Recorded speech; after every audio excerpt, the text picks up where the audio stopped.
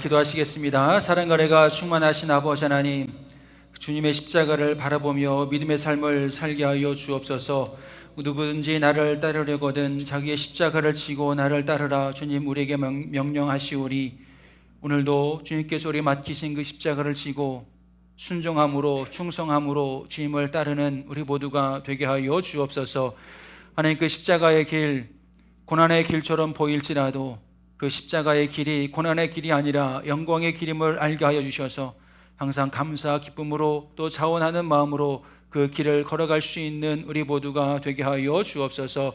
오늘 이 시간에도 성령의 임재하심 가운데 주의 진리의 말씀을 깨닫게 하여 주실 줄로 믿사오니 그 말씀을 가지고 세상을 이기며 살아가는 우리 모두가 되게 하여 주옵소서. 단위에서 선포되어지는 말씀이 하나님의 음성으로 우리 모두에게 들려지게 하여 주시고 전하는 자나 듣는 자 모두가 말씀의 진리를 통하여서 우리의 삶의 모든 기초를 세워나갈 수 있는 주의 백성들 되게 하여 주옵소서. 감사하며 예수님의 이름으로 간절히 기도하옵나이다. 아멘. 할렐루야. 하나님 우리 아버지와 예수 그리스도로부터 오는 은혜와 평강의 축복이 오늘도 사랑하는 성도님들과 함께 하시기를 주님의 이름으로 축복합니다. 우리 서로 인사하는 시간 갖도록 하겠습니다. 예수님께서 사랑하시는 형제님, 자매님, 당신을 바라보니 하나님의 은혜와 축복 속에서 가장 잘되고 형통할 사람이 바로 당신이군요. 아멘. 날마다 주님의 마음에 합한 자로서 형통한 믿음의 길 살아가시기를 주님의 이름으로 간절히 축원합니다. 여러분, 지난 한 주간 예배자로서 여러분들의 삶을 구별하여 하나님께 온전히 드리는 그런 한 주간이셨을까요? 하나님이 원하시는 예배는 어떠한 예배일까? 예배의 중심은 우리가 되는 것이 아니라 내가 되는 것이 아니라 언제나 예배의 중심은 예수님이시고 또 우리를 사랑하시는 하나님이신 줄로 믿습니다. 여러분, 위선적인 예배, 제가 몇 주간 걸쳐서 예배에 대해서 말씀을 드리며 이 위선적인 예배를 몇 번 말씀을 드렸는데요, 다른 것이 위선적인 예배가 아니라 내가 중심이 되는 예배가 위선적인 예배가 아닐까 싶습니다. 하나님이 중심이 되고 예수님이 중심이 되어서 하나님께서 기뻐 받으실 만한 예배를 드려야 되는데 우리는 어느 순간인가부터 내가 주인공이 되고 내가 중심이 되어서 예배를 드려오지 않았나 싶습니다. 그렇게 예배를 드리면 우리의 예배가 변질될 수 있습니다. 어떻게? 형식적으로, 위선적으로, 습관적으로 변질될 수 있습니다. 그런데 여러분, 예배는 교회 안에서 드려지는 예배뿐만 아니라 여러분들의 삶의 모든 자리에서 드려지는 예배, 그 예배의 중심은 오직 하나님이시다, 예수 그리스도시다라고 하는 그 믿음의 고백을 가지고 여러분들의 삶을 하나님께서 기뻐 받으시는 예배자로 드리실 수 있기를 주님의 이름으로 간절히 축원합니다. 여러분, 다윗이 누구와 싸우든지 어디에서 어디로 나가든지 항상 이기게 하시고 형통케 하셨다라고 하는 말씀이 있습니다. 그 이유는 다른 데 있지 않습니다. 하나님께서 그와 함께 하셔서 그를 이기게 하셨기 때문에, 그를 형통하게 하셨기 때문에 그가 어떠한 적을 만나든지 어떠한 상황 가운데 있든지 항상 형통하게 하셨고 이기게 하셨는데, 그러면 하나님께서 다윗의 어떤 모습을 보고 내 마음에 합한 자라라고 이야기했을까요? 다윗은 항상 자신의 삶의 주권이 하나님께 있다라고 하는 것을 고백하며 그렇게 살아왔습니다. 자신의 영광을 추구하지 않고 항상 하나님의 영광을 제일 우선순위에 두며 살았습니다. 그렇기 때문에 하나님께서 다윗을 바라보시면서 내 마음에 합한 자라라고 이렇게 부르시고 또 그 다윗과 함께 하셔서 어디로 가든지 누구와 싸우든지 이기게 하신 줄로 믿습니다. 바라는 것은 우리 부평제일교회 모든 성도님들이 하나님 마음에 합한 그런 예배자가 되시기를 바라겠습니다. 그러려면 어떻게 하면 된다고요? 예배의 중심이 하나님이시다, 예수님이시다. 오늘 예배는 나의 만족을 위해서 드리는 것이 아니라 나를 구원하신, 십자가를 통해서 나에 대한 사랑을 확증해 주신 그 하나님께, 예수님께 올려드리는 것이다. 교회 안에서 드려지는 예배, 여러분들 삶의 자리에서 살아가는 그 모든 예배, 그 모든 예배의 주인공이 하나님이 되시기를, 그리고 그 예배를 위하여, 영광을 위하여 여러분 영광스러운 도구로 쓰임 받으신다라고 한다면 하나님께서 여러분들의 삶의 모든 것을 형통하게 하여 주실 줄로 믿습니다. 형통하다라고 했을 때 어려운 것이 조금도 없는 것이 아니라요, 어려움이 있을 수 있습니다. 장애물이 있을 수 있습니다. 그러나 하나님께서 그 장애물도 거뜬히 뛰어넘도록 그를 붙드시고 인도하여 주실 줄로 믿습니다. 그 믿음의 주인공, 축복의 주인공이 우리 모든 성도님들 되시기를 다시 한번 주의 이름으로 간절히 축원합니다. 제가 동해에 이사와 살면서 이제 한 5개월 정도 딱 지났습니다. 많은 분들이 만나는 분들마다 동해에 대해서 묻습니다. 동해 살기 어떠냐? 여러분 동해 살기 어떨까요? 뭐가 좋으실까요? 네? 맑은 공기, 네, 맑은 공기 있고 또 뭐가 좋을까요? 많죠, 그죠? 예. 목사님 뭐 그걸 물어보십니까? 뭐 물어봐야 합니까? 뭐 말 안 해도 우리는 다 아는 거 아닙니까? 뭐 맞습니다. 우리는 말 안 해도 동해가 왜 좋은지 다 압니다, 그렇죠? 누군가 물어보시면 와서 살아봐라, 살아보면 안다. 뭐 이렇게 얘기해 주시면 되지 않을까 싶습니다. 어느 날 문득 동해로 이사를 와서 좋은 게 무엇일까? 자연 환경을 통해서 봤을 때 무엇일까라는 것을 생각해 봤습니다. 그것은 매일 아침마다 푸르고 넓은 동해바다 위로 힘차게 떠오르는 태양을 마주하는 것, 이것이 가장 큰 특권이 아닐까 싶습니다. 왜냐하면 많은 사람들이 바다를 보기 위해서 또 바다에서 동쪽 바다에서 떠오르는 태양, 그 일출을 보기 위해서 먼 거리를 힘들게 달려옵니다. 최소한 한두 시간, 3-4시간 이상은 달려와야 돼요. 제가 강원도가 넓다라고 하는 것을 느낀 이유는 어느 날 신방을 가려고 1시간 반을 차 타고 갔습니다. 1시간 반을 차 타고 가서 휴게소에서 잠깐 쉬자라고 해서 휴게소를 들렸는데 그 소재지가 강원도더라고요. 1시간 반을 달려도 아직도 강원도에 있는 거예요. 그래서 야, 강원도가 이렇게 넓구나라고 하는 걸 한번 느껴본 적이 있습니다. 여러분, 사람들이 동해바다에서 떠오르는 태양을 보려면 정말 최소한 1시간, 2시간, 3시간을 달려와야 됩니다. 그런데 우리는 눈만 뜨면 볼 수 있습니다. 이게 얼마나 특권일까요? 그렇죠? 근데 우리는 늘 일상적으로 누리고 사는 것이기 때문에 그것이 정말 우리의 특권이다라고 하는 것을 느끼지 못할 때가 종종 있는데요. 여러분, 짙은 어둠을 뚫고 세상을 비추는 그 태양을 바라볼 때마다 우리의 모든 죄악과 어둠을 물리쳐 주시는 주님의 은혜와 사랑을 느낄 수 있는 저와 우리 모든 성도님들 되었으면 좋겠습니다. 그래서 그렇다고 제가 매 아침마다 바닷가에 나가서 일출을 본 것은 아니지만 그래도 동쪽에서 떠오르는 그 푸른 바다를 이렇게 뚫고 떠오르는, 또 어두움을 물리치며 떠오르는 그런 태양을 늘 볼 때마다, 생각할 때마다 여기서 사는 것이 은혜이고 축복이구나. 그리고 그것을 볼 때마다 주님께서 그러한 태양처럼 내 삶의 어두움을 물리쳐 주시고 나를 하나님의 거룩한 백성으로 살게 하는 것 또한 은혜이구나 라고 하는 것을 묵상합니다. 여러분들도 이제 내일 아침에 떠오르는 태양을 보시거든 내 삶의 어둠을 물리쳐 주시는 주님의 그 빛 대신 주님을 다시 한번 묵상하며 감사하며 하루를 살아갈 수 있는 우리 모두가 되었으면 좋겠습니다. 초대교회의 위대한 교부를 뽑으라라고 한다면 아우구스티누스를 뽑습니다. 아우구스티누스 그러면 여러분 좀 생소하실 텐데 어거스틴이라고 하면 어거스틴 많이 들어보셨을 것입니다. 똑같은 이름인데 어거스틴은 영어식 발음이고 이 아우구스티누스는 이제 그리스어 헬라식 이렇게 표현입니다. 그래서 이 아우구스티누스라고 하는 사람이 410년 영원할 것만 같았던 로마 제국이 멸망당하는 모습을 바라봅니다. 그러면서 그는 세상의 기초가 무너지는 듯한 그런 혼란을 느끼면서 신국론이라고 하는 하나의 책을 쓰게 됩니다. 이 신국론이라고 하는 책을 쓰면서 이 아우구스티누스는 두 가지의 도성을 이야기를 합니다. 하나는 지상의 도성이 있고 또 하나는 하늘의 도성이 있다. 그러면 지상의 도성은 무엇인가? 아모르 수이라고 해서 자기 자신을 사랑하는 세상, 자기애가 충만한 세상, 그러한 사상을 가리켜서 지상의 도성 아모르 수이라고 하는 말을 씁니다. 그러면 하늘의 도성은 무엇일까? 아모르디아라고 해서 하나님의 사랑이 충만한 것. 그래서 지상의 도성에서는 사람들이 자신들을 너무나 사랑하기 때문에, 자기 자신을 너무나도 사랑하기 때문에 하나님을 사랑할 여지가 없는 거죠. 그래서 하나님의 사랑이 없는 곳, 하나님의 말씀이 영향을 끼치지 못하는 곳, 이런 곳이 지상의 도성이다. 그런데 반대로 하늘의 도성은 하나님을 너무나 사랑한 나머지 내 자신의 모든 것을 포기하고 오직 하나님의 말씀을 사모하고 하나님을 사랑하는 그런 하늘의 도성이 있다.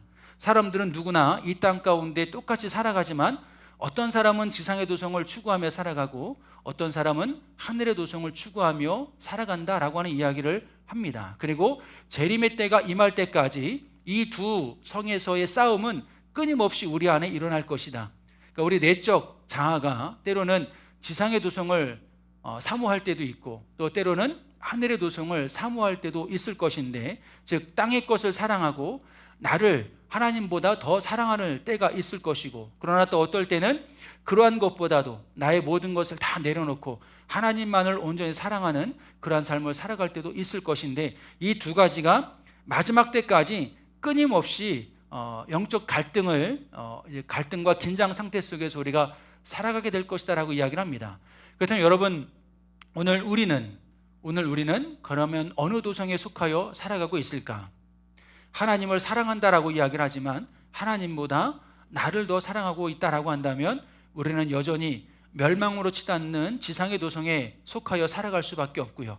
비록 육신을 입고 우리가 이 땅을 살아가고 있지만, 그러나 하나님을 사랑하고 하나님을 사랑하는 것이 내 삶의 최고의 가치로 여긴다라고 한다면 우리는 하늘의 도성에 속한 사람으로서 오늘의 삶을 살아갈 수 있게 되어줄 줄로 믿습니다.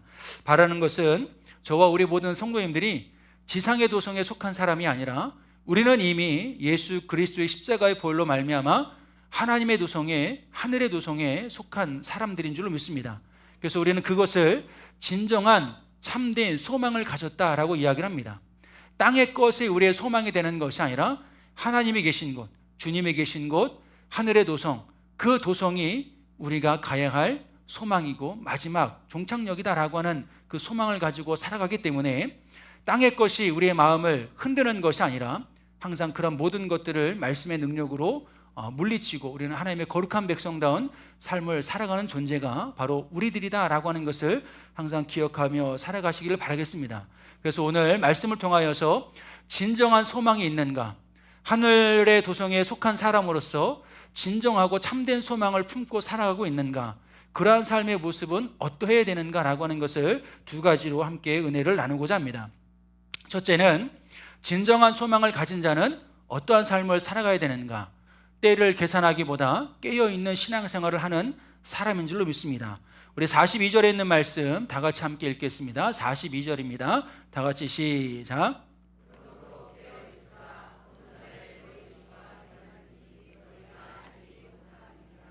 아멘. 우리가 마태복음 24장에 있는 말씀을 쭉 읽다 보면 또 25장까지 있는 말씀을 계속해서 읽다 보면 예수님께서 마지막 종말의 때, 재림의 때에 대한 여러 가지 현상들을 말씀해 주십니다. 왜냐하면 그만큼 마지막 때에 대한 궁금증이 사람들에게 많이 있었기 때문이 아닐까 싶습니다. 오늘날에도 많은 사람들은 마지막 때, 여러분 인류 종말의 때가 언제 올까요? 제가 어제 청년부 예배 드리면서 우리 청년들에게도 물어봤습니다. 여러분들 지금까지 살아오면서 여러분들보다 어린 친구들을 바라보며 세상 말세야, 이런 말 해본 적 있냐 없냐 물어봤더니 다 있다 그러더라고요. 네. 우리 어르신들도 우리 젊은 세대 바라보면서 야, 이게 세상이 어떻게 되려고, 이게 세상 말세야다, 이런 생각 가지신 적 있으실까요, 없으실까요? 한 번쯤은 다 있으리라 생각을 합니다.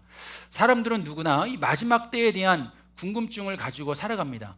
언제쯤 이 마지막 때가 임할까? 여기서 마지막 때는 정말 인류의 종말의 때가 될 수도 있고요, 우리 믿는 자들에게는 주님의 재림의 때가 될 수도 있을 것인데, 누구나 이러한 궁금증을 가지고, 그래서 사람들, 신학자들도 이게 참 궁금한 것 같습니다. 분명히 예수님께서 말씀하시는데요, 그날과 그때는 아무도 모르나니 오직 아버지만 아시느니라, 그렇게 말씀해 주셨음에도 불구하고 그날이 참 궁금한 것 같습니다. 그래서 성경에 나오는 여러 가지 현상들, 또 말씀들, 그런 것들을 연구하면서 언제쯤 될 것이다. 그래서 제가 딱 20년 전쯤에 어떤 목사님께서, 아주 성경학자, 성경에 대해서 이제 박학다식 하신 분이 성경에 나와 있는 예언의 말씀들을 쭉 풀어가면서 마지막 때가 이때쯤 될 것이다 라고 말씀하셨는데, 그때가 앞으로 40년, 길어야 50년 남았다라고 이야기를 하셨습니다. 그리고 벌써 20년이 지났거든요. 그러면 이제 한 20년에서 한 25년 남았는데, 그래서 제가 그때 그런 생각을 했습니다. 저희 아이들이 어릴 때였기 때문에 40년 후면 얘들이 한 40대쯤 됐겠네. 그리고 30대나 40대쯤 됐겠네. 그러면 결혼을 했을까? 뭐 40년만 살고 주님 마지막 때 오는데 결혼은 뭐하러 시켜야 되나? 이런 생각도 해보고, 아무튼 별 쓸데없는 생각을 많이 이제 해봤었는데요. 예수님께서 재림에 대해서 우리에게 말씀하실 때 불예측성의 영역이라고 하는 것을 분명히 말씀하십니다. 사람은 그 누구도 그때를 알 수 없다라고 분명히 말씀하십니다. 여러분, 요거만 하나만, 이 말씀 하나만 기억해도 우리는 이단에 빠지지 않을 수 있습니다. 여러분, 예전에 우리나라에 1992년 10월 28일 어떤 날인지 혹시 기억하실까요? 1992년 10월 28일 휴거가 있다라고 했던 날입니다. 다미 선교회 이장님이라고 하는, 여러분, 이단들은 목사라고도 부르시면 안 됩니다. 그냥 이장님 씨, 이장님 씨가 다가올 미래를 대비하라라고 하면서 다미 선교회를 만들고 사람들을 이제 선교 활동하면서 그 선교 단체에 많이 끌어모았습니다. 저희 이모부도 그 단체의 일원이었습니다.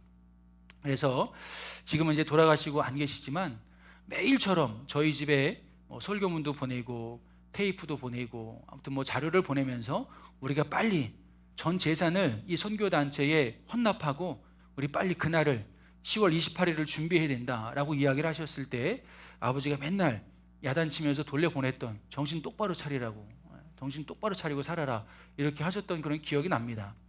그런데 여러분들 다 아실 겁니다. 이 사건 이후에 이 이장님이라고 하는 사람은 어떻게 살아갔을까요? 사람들이 헌금한 걸 가지고 자기는 93년, 94년, 95년 그리고 더 지난 시간에 탈보험을 가입합니다. 10월 28일 날 휴거로서 하나님께 불림을 받을 건데 그 이후에 받아야 할 보험이 왜 필요했을까요? 그렇죠? 그 자신조차도 그걸 믿지 않은 것이고 그냥 정말 순수하고 순박한 성도들을 현혹하여서 그들의 어떤 물질적인 걸 갈취하고 자신의 유익을 탐닉한 것밖에 되지 않습니다. 만약에 그 사람이 정말 그것을 믿었다라고 한다면 그도 보험을 가입할 것이 아니라 오히려 기도했어야 됐겠죠. 그리고 그 물질을 가지고 하나님의 뜻을 이루기 위하여 선한 곳에 썼어야 됐겠죠. 그러나 그는 그렇게 하지 않았습니다. 그만큼 사람들은 이 마지막 때에 대한 궁금증을 많이 가지고 우리는 살아갑니다. 그런데 과연 하나님을 믿는 자로서, 진정한 소망을 가진 자로서 우리는 어떻게 해야 될까? 예수님께서 오늘 말씀을 통해서 우리에게 깨닫게 하시는 것은 때를 계산하기보다는 깨어있는 신앙생활을 하라라고 하는 것을 우리에게 분명히 말씀해 주고 계십니다. 스위스의 저명한 신학자 오스카 콜만이라고 하는 사람이 있습니다. 이 오스카 콜만이라고 하는 사람은 십자가 사건으로 이미 결정적인 승리는 이루어졌지만 완전한 평화가 임하는 최종적인 승리의 날은 아직 오지 않았다라고 하는 이야기를 했습니다. 여러분, 아마 이미와 아직이라고 하는 표현을 여러 번 들어보셨을 것입니다. 우리 그리스도인들은 이미와 아직이라고 하는 그 시간 가운데 살아가고 있다. 예수님을 통해서, 예수님의 십자가의 보혈을 통해서 이미 우리는 구원을 받았다. 그러나 그 구원이 완성되어지 않았기 때문에 구원이 완성되어지는 그 시간을 살아가는 그런 삶 속에서 아직의 시간을 살아가야 된다. 아직 온전히 이루어지지 아니한 그 날을 기대하며 우리는 살아가야 된다라고 하는 것을 아마 여러분 들어보셨으리라 생각을 합니다. 이미와 아직이라고 하는 것, 이것을 앞에서 어거스틴이 얘기했던 것으로 대입해 보면 지상의 도성과 하늘의 도성, 주님 다시 오시는 그날까지 이 두 가지 개념은 끝까지 대립하고 긴장 관계 속에서 우리는 살아가게 될 것입니다. 그랬을 때 우리는 어떻게 되는가? 이 긴장의 시대를 살아가는 방식은 날짜를 계산하는 것이 아니라 깨어있는 것에 있는 줄로 믿습니다. 주님이 언제 오실까? 언제 주님의 날이 올 것인가? 물론 그러한 생각도 우리에게 필요하겠지만 그러한 생각을 가지고 날짜를 계산하며 살아가는 것이 아니라 주님 우리에게 말씀하셨던 것처럼 깨어 있어야 된다. 여러분, 깨어 있다라고 하는 것은 단순히 눈을 뜨고 있는 물리적인 상태만을 의미하지 않습니다. 여러분, 지금도 여러분 깨어 계셔야 됩니다. 근데 주님이 자꾸 부르시죠. 주님이 자꾸 불러요. 일주일 동안의 삶이 너무나 피곤했기 때문에 주님이 자꾸 불러서 주님 제가 여기 있습니다. 여러분, 주님 부르실 때의 반응도 두 가지래요. 긍정적이신 분들은 맞습니다, 이렇게 아멘 아멘 하고, 부정적인 분들은 아닌데요, 이렇게 하면서 그러신다고 그러시더라고요. 여러분들은 부정적인 사람일까 긍정적인 사람일까? 주님과 만나는 시간을 통해서도 나의 어떤 성향을 알 수 있지 않을까 싶은데, 이왕이면 긍정적인 성향이 되시길 바라겠습니다. 설교할 때 제가 이렇게 했을 때 아멘 아멘 이렇게 하시면 말씀이 그래도 들어가는구나 이렇게 느낄 텐데, 계속 옆으로 아니요 아니요 그러시면 내가 뭐 좀 잘못하고 있나 이렇게 생각할 수 있기 때문에, 여러분 주님을 만나시더라도 긍정적인 자세로 만나셨으면 좋겠습니다. 여기서 깨어있으라라고 하는 것은 우리가 이렇게 물리적으로 눈을 뜨고 있는 것만이 깨어있음을 이야기하는 것이 아니라, 이 깨어있음을 뜻하는 이 그레 고레오라고 하는 단어는 군사 용어이기도 합니다.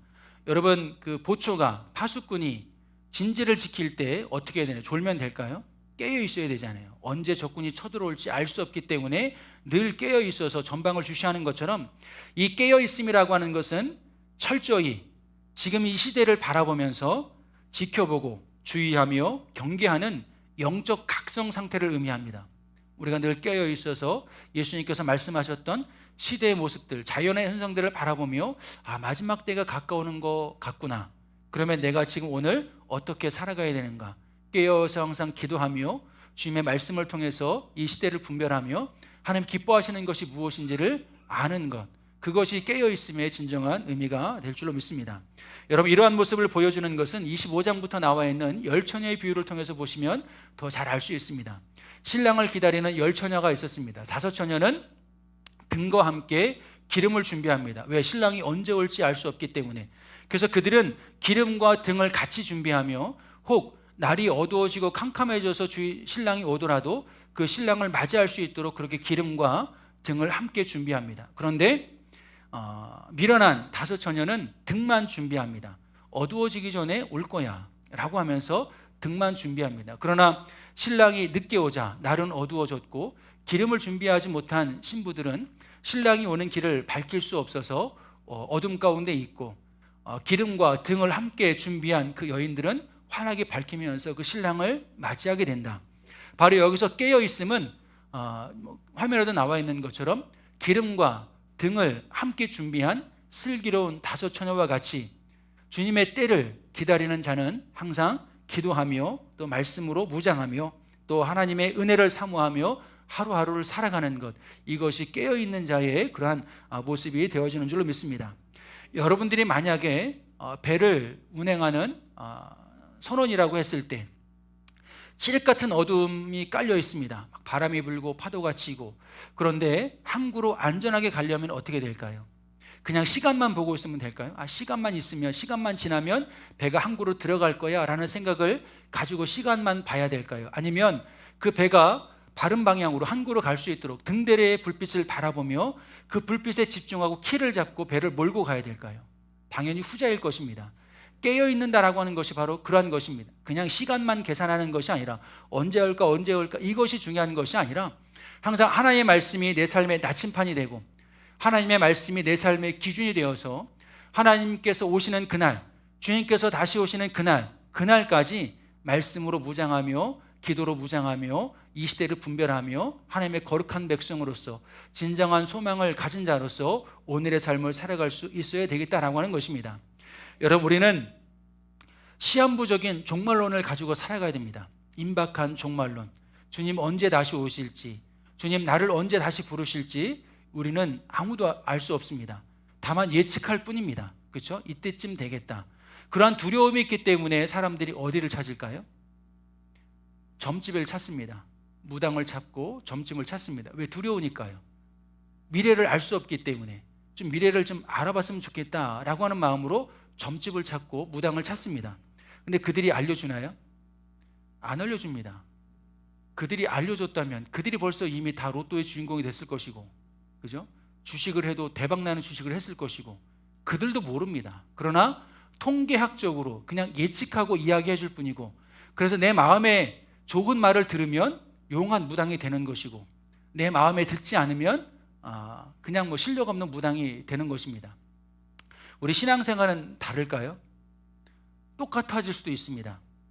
왜? 앞에서 말씀드렸던 것처럼 예배의 중심이 내가 되면, 말씀을 듣는 것도 내가 중심이 되면, 내 마음에 좋은, 내가 듣기 좋은 설교를 하면 오늘 은혜로운 예배가 되고, 자꾸 나를 찌르는 설교를 하고, 자꾸 나를 생각하게 하고, 자꾸 반성하게 하고, 나의 부족한 모습을 자꾸 들춰내면 목사님이 오늘은 왜 저렇게 이상한 소리를 하시나, 목사님이 변질된 것은 아닌가, 이렇게 생각할 때가 있습니다. 근데 여러분, 예배의 중심, 말씀의 중심은 저도 아니고 여러분도 아니고 살아계시는 여호와 하나님이신 줄로 믿습니다. 하나님이 중심이 돼서 오늘 하나님께서 오늘 나에게 무엇을 말씀하실까, 나의 잘못된 신앙생활을 꾸짖는 말씀을 하신다면, 여러분, 말씀을 듣고 마음에 찔림이 있는 것은 지극히 당연한 것입니다. 그 영혼이 살아있다는 증거입니다. 영혼이 죽어있으면요, 아무리 어떤 말씀을 들어도 찔리지 않습니다. 불편할 수는 있습니다. 내 마음에 들지 않기 때문에. 근데 여러분, 하나님의 말씀은 내 마음에 위로를 주고 감동을 주고 내 마음에 기쁨을 주기 위해서 있는 것이 아니라 여러분들의 삶을, 우리의 삶을 변화시키기 위해서 있는 게 하나님의 말씀입니다. 잘못된 것이 있다면 바로잡고, 잘하는 것이 있다면 격려하고 위로하는 것이 하나님의 말씀입니다. 그래서 그 말씀을 통해서 우리의 삶을 바르게 세워가는 것, 이것이 하나님께서 우리에게 말씀을 주신 궁극적인 목적이고 이유인 줄로 믿습니다. 여러분, 진정한 소망을 가지고 있다라고 한다면 때를 계산만 할 것이 아니라 오늘 나에게 하나님께서 주신 말씀을 통하여서 항상 깨어 있어서 그때를 준비하실 수 있는 지혜롭고 슬기로운 그러한 믿음의 삶을 살아가실 수 있는 저와 우리 모든 성도님들 되었으면 좋겠습니다. 그래서 그렇게 말씀 가운데 깨어 있을 때 우리는 말씀 밖으로 벗어나지 않을 수 있고요, 진리 밖으로 벗어나지 않고, 우리를 미혹하는 거짓된 가르침에 현혹되지 않고 끝까지 말씀을 지키며 믿음의 삶을 살아갈 수 있게 될 줄로 믿습니다. 진정한 소망을 가진 자로서 깨어있는 저와 우리 모든 성도님들 되시기를 다시 한번 주님의 이름으로 간절히 축원합니다. 두 번째, 진정한 소망을 가진 자는 부르신 자리에서 맡기신 사명에 충성을 다하는 사람인 줄로 믿습니다. 우리 45절에 있는 말씀입니다. 다 같이 함께 읽겠습니다. 45절 다 같이 시작.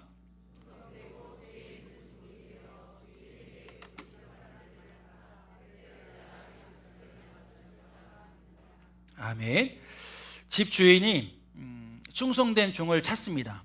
자신의 일을 믿고 맡길 수 있는 그런 종을 찾습니다. 그래서 예수님께서 말씀하셨던 충성되고 지혜 있는 종이라고 하는 표현은 누구를 가리킬까? 결국 주인이 어떠한 것이든 믿고 맡길 수 있는 사람이 충성되고 지혜 있는 종이 아닐까 싶습니다. 예수님은 참된 소망을 가진 자의 삶을 지혜 있는 자와 악한 자의 행실을 대조하여 오늘 우리에게 가르쳐주고 계십니다. 지혜 있는 자를 뜻하는 헬라어를 찾아보면 프로니모스라고 하는 단어가 있습니다. 이 프로니모스라고 하는 그런 단어는 단순히 머리가 똑똑한 것을 넘어서 생각이 깊고 분별력 있게 행동하는 사람을 가리켜서 프로니모스라고 이야기를 합니다. 이러한 사람들은 주인이 지켜보든지 지켜보지 않든지 자신에게 주어진 소명의 자리에서 충성을 다하는 사람들이 바로 지혜 있는 자라고 할 수가 있는 것입니다. 종교개혁자 장 칼뱅이라고 하는 사람이 이런 이야기를 합니다. 하나님이 허락하신 모든 합법적인 직업은 하나님이 부르신 거룩한 자리이다. 우리 직업을 가지고 계시지요. 그 직업이 불법적인 것이 아니라면 하나님께서 부르신 거룩한 소명의 자리다. 우리는 하나님의 부르심을 소명 또는 콜링이라 이렇게 부릅니다. 하나님의 부르심을 이야기할 때 우리는 흔히 신앙생활에만 관련된 것으로 생각을 합니다. 예배의 자리에 있는 것, 아니면 교회에서 봉사하며 직분을 맡는 것, 이것은 하나님께서 나를 부르셨다. 또 때로는 목회자와 같이 사역자에 한해서 부르심의 소명을 생각할 때가 많이 있습니다. 하나님께서 성가대로 부르시고 또 색소폰 연주팀으로 부르시고 또 방송실로 부르시고 또 안내위원으로 부르시고 또 주방으로 부르시고 또 차량 봉사로 부르시고 교사로 부르시고, 우리는 부르심을 생각할 때 항상 신앙의 영역과 교회 생활의 영역에서 항상 이렇게 생각을 합니다. 그런데 이 칼뱅이라고 하는 종교개혁자는 하나님의 부르심은 교회 안에서만 국한된 것이 아니라 우리들의 일상의 삶의 자리까지도 이어져야 된다. 그래서 하나님께서 가정에서 나를 부르셨다면 그곳이 거룩한 자리고, 직장으로 부르셨다면 그곳이 거룩한 자리고, 내가 사업을 통해서 하나님이 나에게 일을 맡겨주셨다면 그 자리가 바로 하나님의 거룩한 부르심이 있는 자리다. 거룩한 부르심이 있는 자리라고 한다면 어떻게 될까요? 주인이 보든지 보지 않든지 충성하는 것이 합당하다. 그래서 맡은 자에게 구할 것은 충성이라 라고 말씀하셨던 것처럼 하나님의 거룩한 부르심의 그 소명의 자리가 오늘 내가 발을 내딛고 살아가는 자리다라고 하는 그런 생각을 가지고 살아가실 수 있는 저와 우리 모든 성도들 되었으면 좋겠습니다. 일상의 평범해 보이는 일조차도 하나님의 영광을 위한 사명이 된다라고 하는 것입니다. 심지어 쓰레기를 줍는 것, 여러분 이것도 하나님의 거룩한 사명이 될 수 있습니다. 하나님이 지으신 자연을 아름답게 가꾸는 거룩한 사명이 될 수 있습니다. 아이들을 돌보는 것, 하나님께서 맡겨주신 그 귀한 생명, 그것을 하나님의 자녀로 바르게 키워나가는 거룩한 소명의 자리가 될 수 있습니다. 여러분 이렇게 소소해 보이는 그 모든 것, 여러분 주방에서 음식을 하는 것도 마찬가지죠. 하나님의 거룩한 나라를 이뤄가는 귀한 부르심의 자리다. 여러분 그 소명의식을 갖는다라고 한다면 그 일을 대하는 우리의 태도는 어떻게 될까요? 아마 달라질 것입니다. 여러분 하나님께서 우리를 모든 자리에서 하나님께서 부르신 거룩한 소명의 자리로 우리를 초청하시고 또 우리를 인도하여 주신 줄로 믿습니다. 근데 반면 악한 자들은 어떨까요? 악한 자를 뜻하는 헬라어를 찾아보면 카코스라고 하는 단어가 있습니다.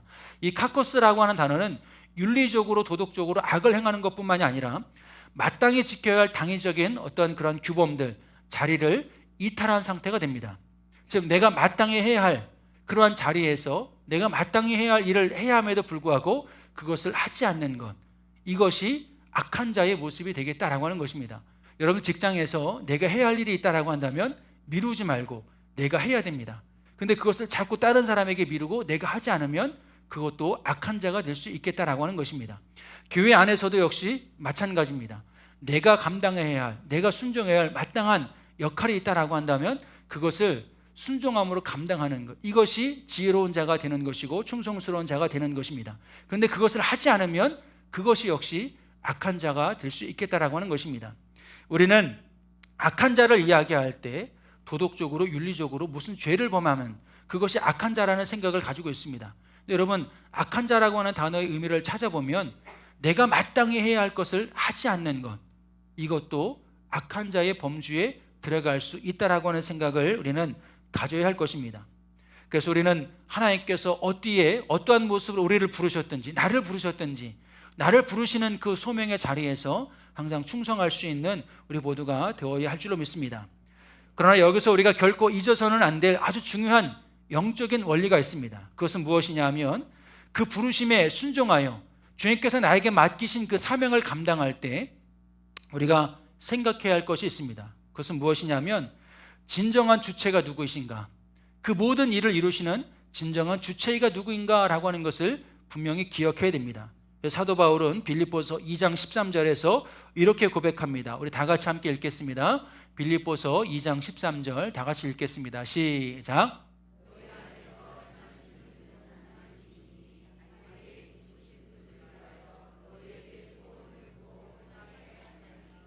아멘. 여러분 우리 안에 하나님이 기뻐하시는 뜻을 이루기 위하여 소원을 두신다라고 말씀하고 있습니다. 즉 우리에게 맡겨진 사명이 있다라고 하는 것이죠. 그 사명을 이루시는 분은 누구실까요? 내가 아니라 하나님이시니, 우리 안에 행하시는 분은 하나님이시니, 우리의 모든 것을 나의 의지로 나의 노력으로 하는 것 같아도 그것을 이루시는 분은 하나님이시다라고 하는 것을 바울은 분명하게 고백을 하고 있습니다. 여러분 하나님께서 오늘 예배자로 여러분들을 예배의 자리로 부르신 줄로 믿습니다. 지금 여러분들이 앉아 계신 자리가 내가 지켜야 할 예배의 자리인 줄로 믿습니다. 어떤 것과도 바꿀 수 없는, 아무리 바쁘고 분주한 일이 있다 할지라도 그런 것을 다 내려놓고 예배의 자리를 지킬 수 있는, 그런데 한 가지 제가 여러분들에게 부탁을 드린다면 지금 딱 눈을 들어서 내 앞을 봤을 때 내 앞자리가 비어있다, 그러면 한 칸씩 땡겨 앉아주시면 감사하겠습니다.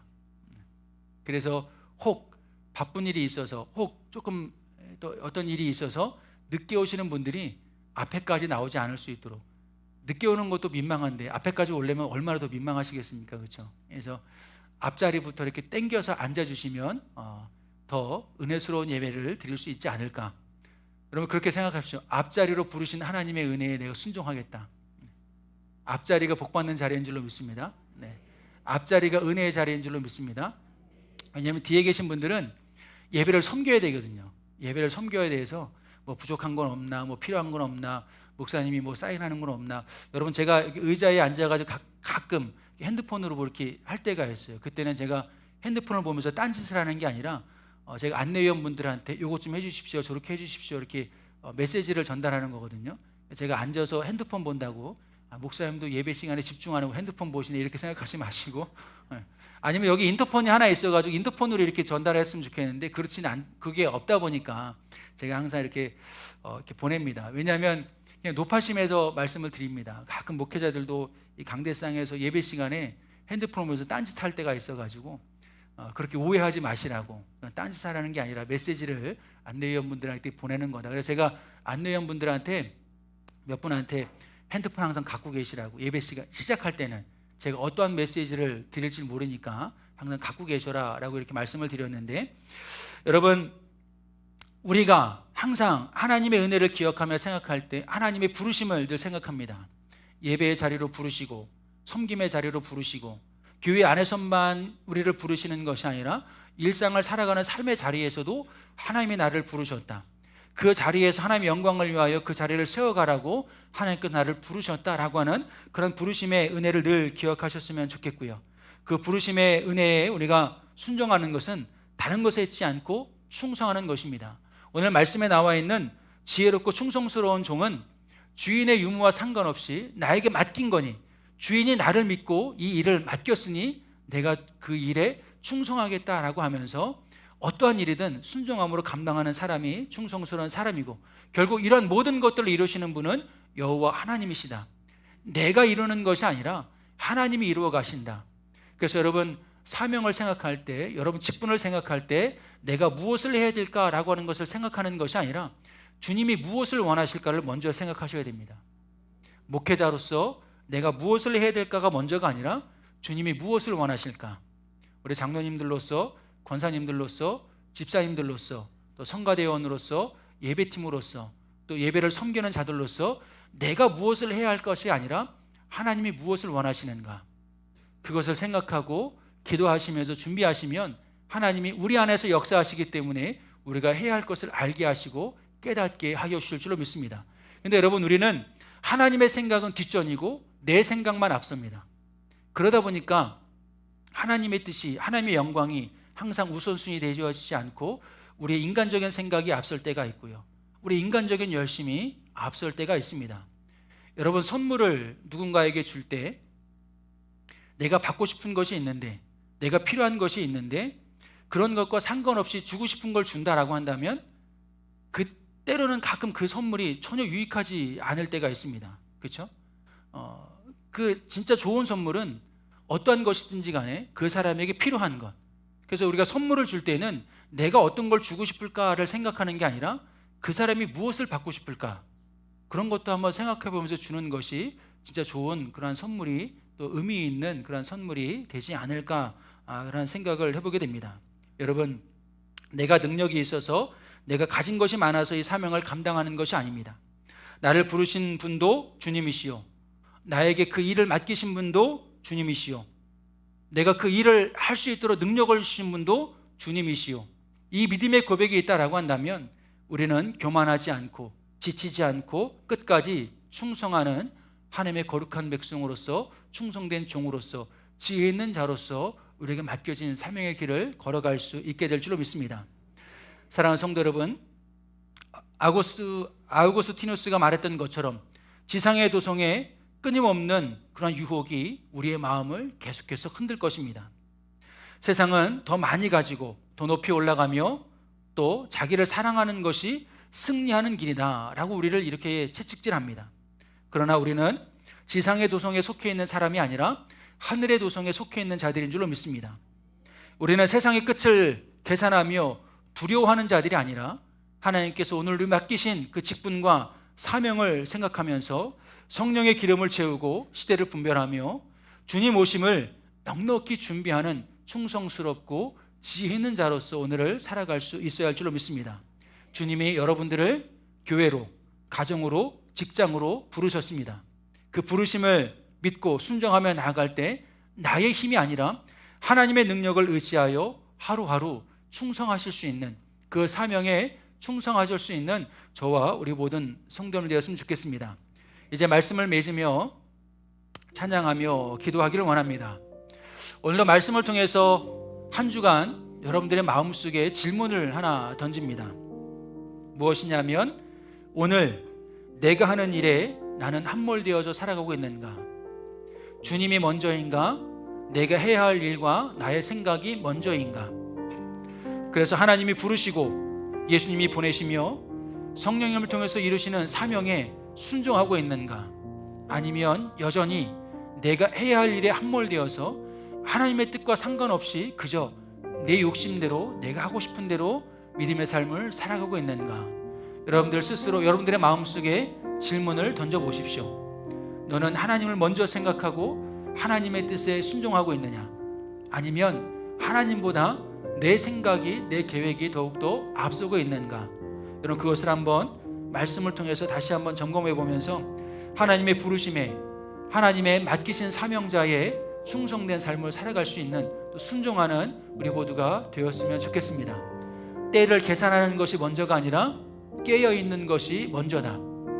하나님께서 나를 부르셔서 나에게 귀한 직분을 맡겨주셨다면 그 직분을 감당하기 위하여 순종하는 것이 먼저다. 여러분, 그 믿음을 가지고 마지막 때를 준비할 수 있는 저와 우리 모든 성도님들 되었으면 좋겠습니다. 교회 현장에서, 온라인을 통해서, 방송을 통해서 삶의 자리에서 하나님을 예배하는 우리 모든 성도님들, 하늘 도성의 영광스러운 시민으로서 이 땅에 진정한 소망의 빛을 비추며 살아가실 수 있는 저와 우리 모든 성도님들 되었으면 좋겠습니다. 주님 다시 오실 때까지 여러분이 믿음의 끈을 놓지 않고 영적인 긴장감을 잃어버리지 말고 세상의 헛된 것에 우리의 마음을 빼앗기지 않고, 여러분들 하나님이 어디로 나를 부르셨든지, 어떤 자리에서 나를 부르셨든지 하나님이 부르심을 믿는다면 우리는 그것을 소명이라고 부릅니다. 예수님께서 나를 보내심을 또한 믿는다면 그것은 사명입니다. 그렇죠? 소명과 사명자로 우리를 보내신다라면 여러분, 나는 어떻게 해야 될까?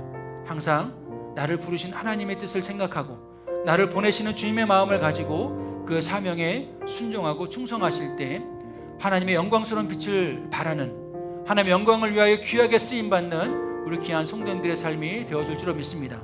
아무쪼록 주님 다시 오시는 그날까지 그 사명자의 길, 진정한 소망을 가진 자로서의 삶을 살아가시는 저와 우리 모든 성도님들 되시기를 다시 한번 주님의 이름으로 간절히 축원합니다. 우리 함께 찬양하고 결단하며 기도하겠습니다.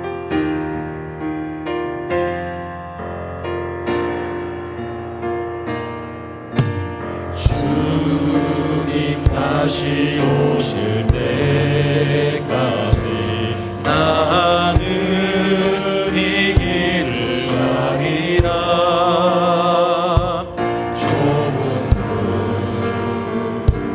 좁은 길 나의 십자가 지고 나의 가는 이 길 끝에서 나는 주님을 보리라. 영광의 내 주님 나를 맞아주시. 주님 다시 오실 때까지, 주님 다시 오실 때까지 나는 일어나 달려가리라. 주의 영광 온 땅 덮을 때 나는 일어나 노래하리. 내 사모하는 주님, 내 사모하는 주님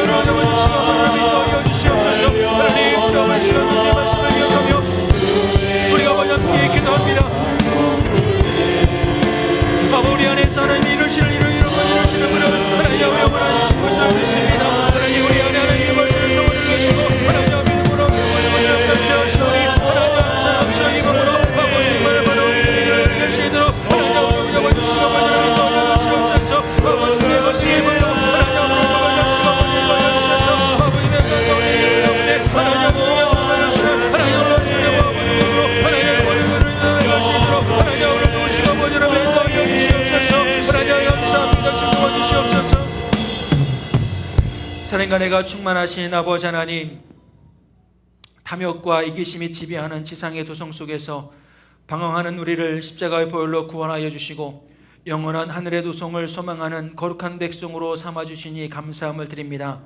주님, 저희가 세상의 헛된 가치관의 마음을 빼앗기거나 주님 다시 오실 날을 호기심과 두려움으로만 바라보는 어리석은 자가 되지 않게 하여 주옵소서. 날마다 성령의 은혜로 우리의 빈 마음과 빈 그릇을 채우게 하여 주시고 지륵 같은 어둠 속에서도 영광의 빛을 향해 온전히 깨어있는 지혜로운 청지기들이 되어줄 수 있도록 우리를 붙드시고 인도하여 주옵소서. 또한 저희를 이 지역과 각자의 가정과 일터 그리고 부평제일교회 거룩한 지체로 부르셨사오니 그 소명의 자리에서 변함없이 충성하는 지혜로운 종들이 되게 하여 주옵소서. 내가 가진 힘이나 능력을 자랑하지 않게 하여 주시고 오직 우리 안에서 당신의 기쁘신 뜻을 두고 행하시는 하나님의 능력을 온전히 의지하는 주의 백성들 되게 하여 주옵소서. 그리하여 우리 부평제일교회의 모든 성도님들이 하루하루 묵묵히 삶의 자리를 지켜나갈 때 우리의 그 평범한 일상이 하나님의 위대한 구원의 역사를 이루어가는 기쁨의 통로가 되게 하여 주시고 우리 모든 성도님들 거룩하고 귀하고 존귀한 자리에서 쓰임받을 수 있는 하나님의 거룩한 백성으로 살아갈 수 있게 하여 주옵소서. 오늘도 감사하는 마음을 담아 믿음의 고백을 담아 하나님 앞에 귀한 예물을 드립니다. 11주 예물을 드립니다. 감사의 예물을 드립니다. 생애를 감사하며 신방에 감사하며 또 아버지 기도회 때마다 카타콤 기도회를 통하여서 또 일천번제의 재단을 통하여서 하나님께 기도의 자리를 또 기도의 재단을 쌓아나갑니다. 우리가 기도할 때 들으시고 응답하여 주셔서 놀란 하나님의 구원의 역사 신의 은혜를 경험하며 살아갈 수 있게 하여 주옵소서. 우리 병든 몸을 고쳐 주옵소서. 오늘 우리 성도님들 그 아픈 곳에 손을 얹어 기도하오니 부활 승리하신 주님의 손길이 친히 안수하여 주셔서 우리 병든 몸이 고침받게 하여 주옵소서. 병든 마음이 고침받게 하여 주옵소서. 깨어진 관계가 회복되게 하여 주시옵시며 우리 가정이 회복되게 하여 주시며 우리 교회 공동체가 회복되게 하여 주시며 하나님께서 날마다 새롭게 하시는 은혜가 우리 삶의 모든 영역 가운데 있게 하여 주옵소서. 물질로도 시험 걸려 넘어지지 않게 하여 주옵소서. 주의를 지킬 때마다 감사함으로 주님께 나아가오니 하나님 우리 예배를 받으시고 우리 삶 속에서 채우시고 부으시는 하나님의 은혜를 경험할 수 있는 우리 모든 성도님들 되게 하여 주옵소서. 꽃꽂이를 위하여 구제를 위하여 식사를 위하여 하나님 앞에 귀한 예물을 드립니다. 교회 건축을 위하여 또 선교를 위하여 귀한 예물을 드립니다. 성미로도 하나님께 영광을 올려드리니 하나님 받으시고 축복하여 주셔서 하나님 우리 모든 성도님들 그들의 경제권을 지켜주옵소서. 영권과 물권과 인권의 축복을 더하여 주심으로 말미암아 우리 모든 성도님들 그들의 삶 속에서 넉넉히 쓰고도 남음의 역사가 그들의 삶 가운데 있게 하여 주옵소서. 구어절주언정 꾸임을 당하지 않게 하여 주시고 날마다 예수의 이름으로 선포하며 베풀며 섬기며 살아갈 때에 하나님 30배, 60배, 100배의 결실을 맺어갈 수 있는 귀한 은혜가 그들의 삶 가운데 있게 하여 주옵소서. 오늘도 마음의 소원을 담아 간절히 기도하는 것 있사오니 주님 아시지요. 주님께서 하나님의 방법으로 하나님의 때에 반드시 이루어질 줄로 믿습니다. 끝까지 믿음으로 기대하며 인내할 때에 주의 영광 보게 하여 주시고 그 영광으로 하나님의 살아계심을 드러낼 수 있는 우리 모두가 되게 하여 주옵소서. 오늘도 우리 모든 기도와 간구를 들으시고 응답해 주실 것을 믿사오며 사랑이 많으신 예수님의 이름으로 간절히 축복하며 기도하옵나이다. 아멘.